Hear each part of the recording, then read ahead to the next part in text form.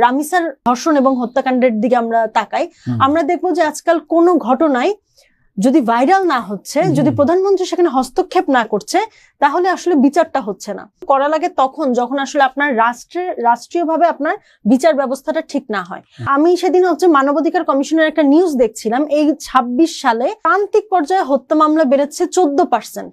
এবং এখানে কিন্তু দলীয় পরিচয় দিলেই অপরাধীকে ছেড়ে দেওয়া বা অপরাধীকে আসলে সাথে সাথে গ্রেফতার না করা, এক ধরনের সুযোগ দেওয়ার অভিযোগও বিভিন্ন জায়গা থেকে উঠে আসছে।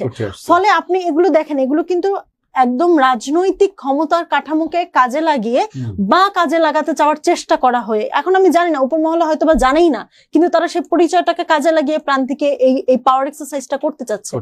তো ফলে দেখা যাচ্ছে মানুষের মনে সেই পুরাতন ভয়, সেই পুরাতন ক্ষমতাকে ভয় পাওয়া, জনগণের হাত থেকে ক্ষমতাটা চলে যাওয়া।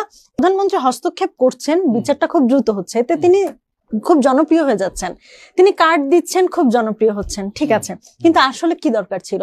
আসলে দরকার ছিল প্রধানমন্ত্রী পর্যন্ত পৌঁছানোর আগেই প্রান্তিক যে কোনো এলাকায় বিচারগুলো সাথে সাথে শুরু হয়ে যাওয়া, এবং আমাদের অর্থনৈতিক অবস্থা এমন জায়গায় পৌঁছানো যাতে আসলে কার্ডের প্রয়োজন না হয়। একজন মানুষকে দুস্থ কার্ড কেন নিতে হবে? তার আসলে চালটা কেনার অ্যাবিলিটি থাকবে। ফলে এছাড়া আমার ভাই হচ্ছেন কি খুব সুন্দর, তিনি কিছু আমাকে কাউন্টার দিলেন, বললেন যে এগুলো হচ্ছে দোসরদের আশ্রয় নেবার কারণে হচ্ছে ইত্যাদি ইত্যাদি। আমার তার কাছে বিনীত প্রশ্ন যে আমি জানতে চাই এই প্রশ্নগুলো আসলে কারা দিচ্ছেন এই সময়, মানে এই সময় আসলে ক্ষমতার সাথে জড়িত থাকা ছাড়া কারো পক্ষে কি রাজনৈতিক শেল্টার দেওয়া সম্ভব কিনা তাদেরকে, বা অন্যায়কে? শুধুমাত্র রাজনৈতিক কারণে 160টি খুন হয়েছিল বিগত সময়।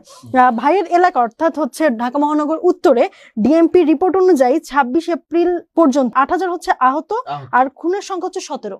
এটা হচ্ছে ঢাকা মহানগর উত্তরের রিপোর্ট, আমি দেখতে দেখতে আসছিলাম ডিএমপি যেটা প্রকাশ করে সেটা। তো আর ধর্ষণের ঘটনা আমি কি বলবো, 173টি ধর্ষণ হয়েছে, যা কিনা 25 সালের থেকে বেড়েছে বহুগুণ। এই নিরাপত্তাটা আসলে কারা দিবে?